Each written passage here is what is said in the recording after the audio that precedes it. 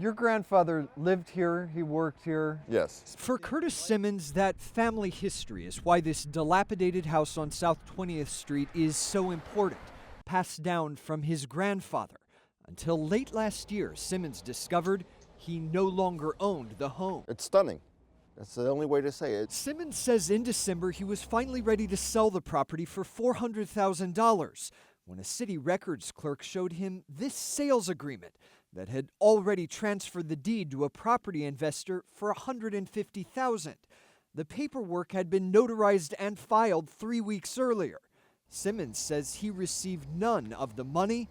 Someone else signed his name. It's nothing like my signature. As soon as I saw it, So this is a forgery? It's a forgery. It's clearly a forgery. The deed fraud Simmons alleges in his report to the DA's office can be relatively simple, far simpler than all the paperwork buyers sign when they purchase a home through a bank with a mortgage. Thieves forged the signature of a property seller on a phony deed transfer, find a notary public who's complicit or unaware, or forge the notarization too, and then submit the paperwork at City Hall. It's just not right. And Simmons' story from the Graduate Hospital neighborhood is not entirely unique across the city. At this property in Frankfurt, a lawsuit, still in its early stages, alleges that someone forged the signatures of its dead owner and her 2 children to transfer ownership and sell the house. At this home in South Philly, again, allegations reported to Philly police that the forged signature of a dead owner transferred the deed to a thief. As we dug into these cases, we discovered that allegations of this so-called deed fraud climbed markedly last year. From 2013 to 2017, the city averaged 72 reports of the fraud per year.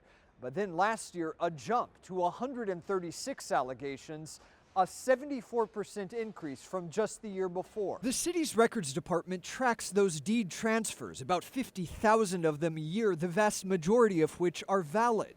But the department says its hands are tied even on documents that might seem fishy.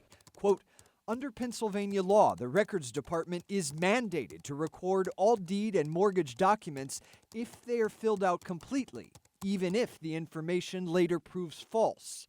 Attorney Bob Tintner says in practice, that means record clerks are not expected to suss out fraud, like a fake notary seal or a forged signature. They don't have handwriting experts or any of that, and that's not their responsibility. Tintner tells us many victims don't discover the crime until months or even years after it happens, because the thieves tend to target homes that are not actively occupied and then quickly resell them to a new buyer who might not know the property's been stolen. They just want to get rid of it and make the money from it and strip, whatever equity is there, get it, grab the money, and go. The DA's office says some of the spike in fraud reports may simply be attributed to better reporting.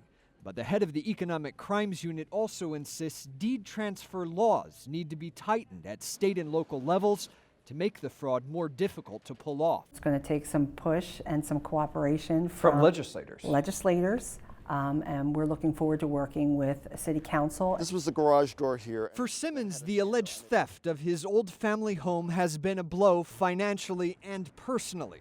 He now faces a costly and lengthy legal battle that's just beginning to regain a property that he says has been rightfully his the whole time. It's a problem that I should never have had. And it wasn't a problem of my making. For the investigators, George Spencer, NBC10 News.